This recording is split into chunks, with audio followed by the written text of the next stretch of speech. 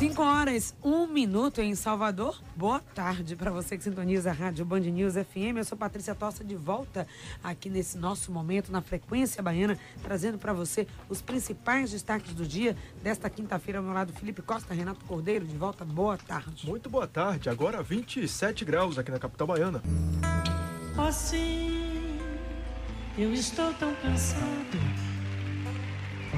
Você ouve aí Vapor Barato, uma versão com Gal Costa e Zé Cabaleiro, uma canção de Oali Salomão e de Jardes Macalé. Macalé, que é um artista com ramificações por grandes momentos da nossa música, arranjou um dos mais celebrados discos de Caetano Veloso, dirigiu Bethânia, escreveu músicas com Vinícius de Moraes, Caetano, Torquato Neto, Glauber Rocha, já foi gravado por Gal, Bethânia, Clara Nunes, o Rapa, Camisa de Vênus, enfim. Ele vive, inclusive, um ano muito interessante. Esse ano aconteceu o relançamento do primeiro disco dele. A história dele está sendo contada de uma forma não muito linear, né? Como é bem típico do diretor que está à frente do projeto. O documentário Jardes vai ser exibido no Panorama Coisa de Cinema e é com o próprio Jardes que a gente está aqui na ponta da linha. Tudo bem, Jardes? Me perdoe por não ter ido aí, rapaz. Eu tô com a dor de dente horrorosa. Bastidores aqui do Frequência Baiana. O Jardes estaria aqui de carne e osso, aqui em corpo presente na Band News FM, mas teve um probleminha aí.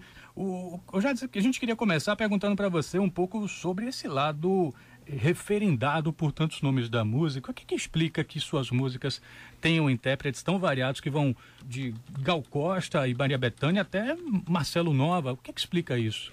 É porque eu trato de música, né? Música como uma totalidade. Eu não tenho nenhum estilo, eu sou um autor sem estilo. Todos os estilos possíveis que estiverem dentro da música. Então, para mim, a música é tudo. Independente de ritmo, de adjetivos, né? Essa coisa MPB, MPC, PM, não sei lá de quanto. Então, meu negócio o que eu faço é música. Agora 5 horas e 17 minutos na capital baiana. Você ouve essa Frequência Baiana. Agora temos 27 graus em Salvador. A gente vai direto para a Casa Cor conversar com Band News na Casa Cor Bahia. Luana Assis, boa tarde para você. Boa tarde, Felipe. Olha, hoje é o último dia do ciclo de palestras sobre economia criativa e baianidade, um evento promovido pelo Sebrae, e um dos convidados de hoje é o organizador do SP Arte, que é o Pedro Vieira. Ele vai falar sobre como os eventos culturais podem mudar o perfil das cidades e do turismo. E eu estou aqui com a coordenadora da Unidade Metropolitana de Salvador, Madalena Seixas, do Sebrae, que promove esse evento. Ela vai falar para a gente mais detalhes. Boa tarde, Madalena. Qual é o objetivo do Sebrae com esse evento? Boa tarde.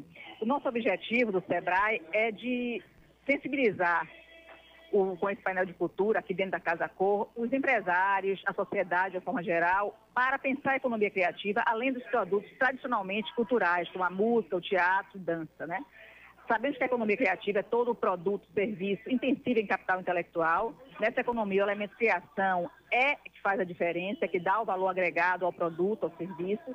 Então, nessa perspectiva, o setor de alimentos e bebidas se transforma em gastronomia, o setor de confecções se transforma em moda.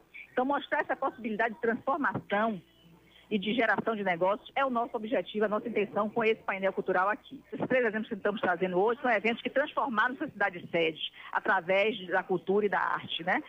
Tá certo, Madalena. Muito obrigada pelas informações. Pois é, Felipe, essas palestras acontecem hoje, logo mais às 7 da noite e vão até às 10 aqui na Casa Cor Bahia, que fica no antigo Salvador Praia Hotel, aqui em Ondina. Eu fiz um quarto bem vermelho em Gotham City. E essa música que você ouve é Gotham City, música de Capinã e Jardes Macalé. E aqui no Frequência Baiana, a gente recebe justamente o Jardes Macalé, ele que é cantor, compositor, instrumentista, arranjador e renomado arranjador, diretor musical, uma pessoa com nome cravado na história da música brasileira e com algumas passagens bem polêmicas. A música que a gente ouve ao fundo está na voz de Marcelo Nova, que demonstrou ter conhecimento sobre a conta bancária de Jardes. Cuidado! O Marcelo Nova estava comentando com a gente sobre a música que foi uma das principais do repertório do Jardes Macalé, o Gotham City foi uma música que a gente sabe que foi chave dentro da sua discografia, entre as músicas que você mais executou. A gente vai ouvir um pouquinho o depoimento que o próprio Marcelo Nova fez a respeito dessa sua relação com a música. Bom, primeiro devo dizer que eu transformei Jardes num milionário quando gravei Gotham City, porque o que ele ganhou de direitos autorais deu para ele comprar 2 casas em Miami. Então, eu transformei num rockstar. Agora, quanto à obra de Jardes, ela é espetacular. Ele tem malícia, ele tem originalidade, ele deixa a marca pessoal. Quando vi Gotham City no festival, lá eu era um molequinho nos anos 60, eu ainda não imaginava o caminho que eu iria trilhar, mas aquelas imagens não saíram mais do meu cérebro. Ele foi o primeiro artista, e aliás, devo até dizer, o único artista que vi que transformou uma vaia. E as pessoas torciam para outros artistas, era um festival e naquela época os festivais tinham torcidas organizadas. E ele recebeu uma vaia sonora e na medida em que a vaia crescia, ele incorporava e devolvia para a plateia dizendo cuidado ao morcego na porta principal. Agora, o que era mais difícil para um músico libertário? É a censura da ditadura ou dos puristas que o Capinã citou? Olha, a censura dos puristas, a censura da grana, das pessoas acharem isso ou aquilo, e dificultar o artista no mercado de trabalho, mas foi consagradora a vaia, porque eu e Capinã, essa música Gotham City é minha de Zé Carlos Capinã, como todos sabem, poeta baiano, grande poeta, meu parceiro, que eu sinto um orgulho danado de ser parceiro de Capinã. E nessa noite do festival, nós dormimos anônimos e acordamos famosíssimos. Agora o Marcelo Nova fala que eu fiquei milionário. Mentira dele. Ele é que ficou milionário às minhas custas. Ele ganhou uma grana com essa música, eu não ganhei um tostão, porque eu não recebo direitos autorais. Direitos autorais é a coisa mais difícil no Brasil, é você receber decentemente pelo seu trabalho através dos direitos autorais.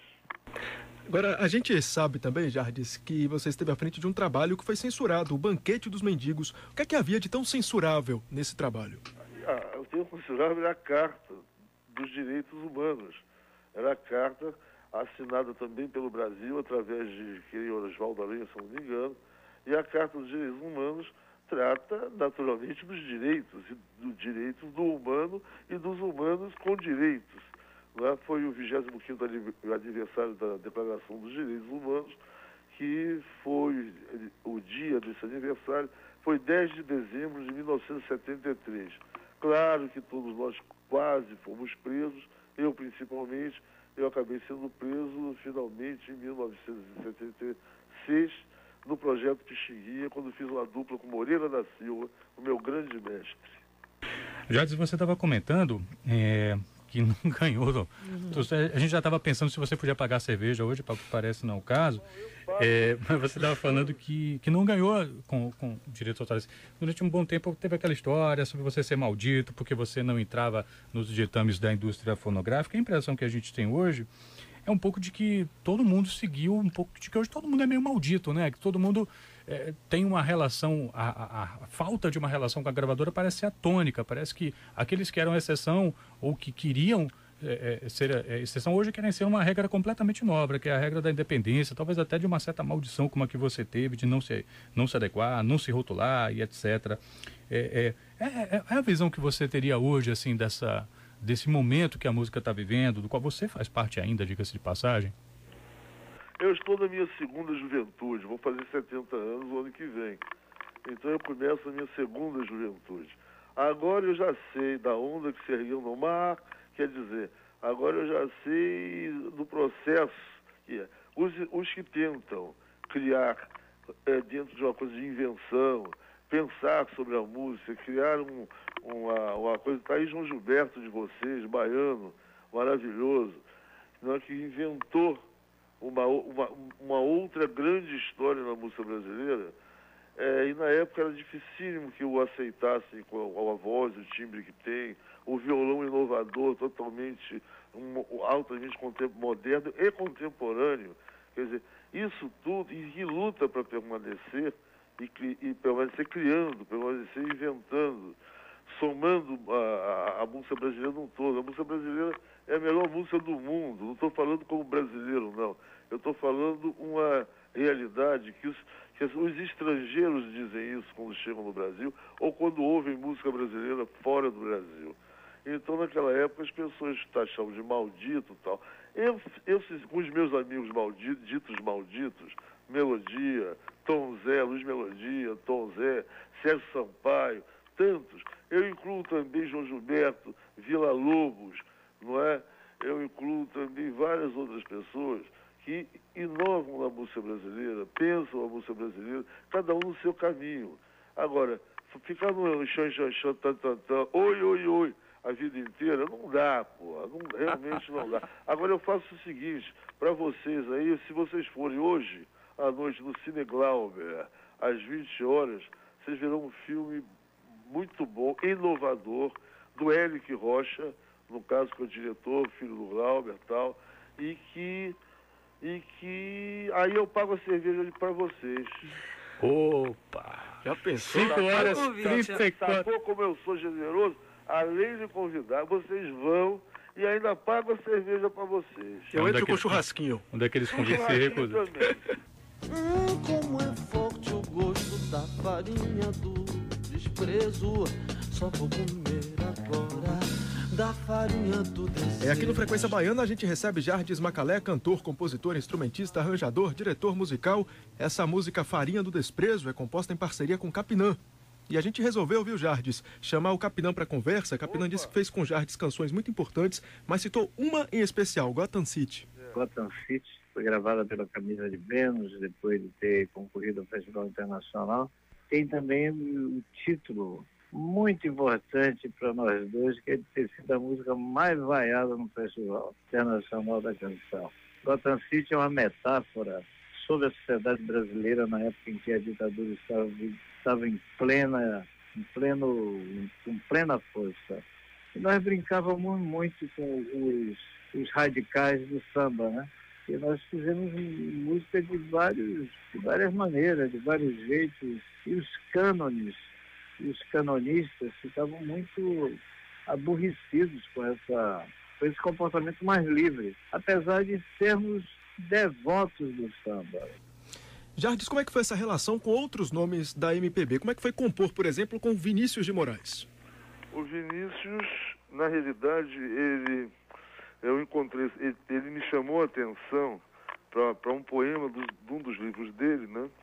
Um dos poemas dele, porque ele escreveu no Uruguai, inclusive, quando ele era dito cultural, alguma coisa assim, do Itamaraty lá. E escreveu esse poema chamado Mais Que Perfeito. E aí ele me chamou a atenção para esse poema, eu musiquei, e quando eu mostrei para ele ficou feliz. E sempre falava para as pessoas, eu já ouviram aqui a musiquinha que nós fizemos, aí me fazia tocar a musiquinha que nós fizemos, a cantiguinha, ele chamava de cantiguinha que nós fizemos, e nós nos preparamos para também criar outras músicas, mas sempre que chegava na casa dele, ele fazia, toca aquela nossa cantiguinha aí. Aí eu tocava, aí chegava o Edu Lobo, por exemplo, ô Edu, olha só, olha o Macau que a gente fez essa cantiguinha aqui, e por aí foi. Então ficamos nessa cantiguinha, que a Clara Nunes gravou, Nara Leão gravou, e que por aí foi. Esse é um ano muito interessante do ponto de vista fonográfico, porque além de terem relançado o seu primeiro disco, que foi o homônimo, né, que você fez pouco depois de Transa, teve o próprio Transa, consagrado do Caetano Veloso, que você arranjou todas as faixas, e muito se fala que o grande mérito desse disco do Caetano nem é tão propriamente as letras, tão propriamente o próprio Caetano Veloso, mas muito a sonoridade, né? O Caetano me convidou, eu estava há pouco lá na Praça Castro Alves, e me lembrei que Caetano já estava no exílio, e me lembrei que Bethânia veio correndo assim pela praça, que ela sabia onde a gente estava, era carnaval, inclusive. E Bethânia falou, Macau, vamos lá em casa que o Caetano acabou de telefonar e quer falar com você. Aí nós fomos até a casa de Cano Zezinho, né, os pais deles, e aí o Caetano falou, Macau, eu queria fazer um disco aqui, queria fazer um trabalho aqui, mas eu quero fazer com você. Me manda a passagem, a gente mora aqui em Londres, juntos e tal, Chegando lá, a gente começou a conversar sobre as coisas, sobre as músicas, sobre o que ele queria, etc e tal, e fomos fazer nosso primeiro ensaio num piquenique num parque, num dia maravilhoso, numa maravilhosa tarde de sol londrino.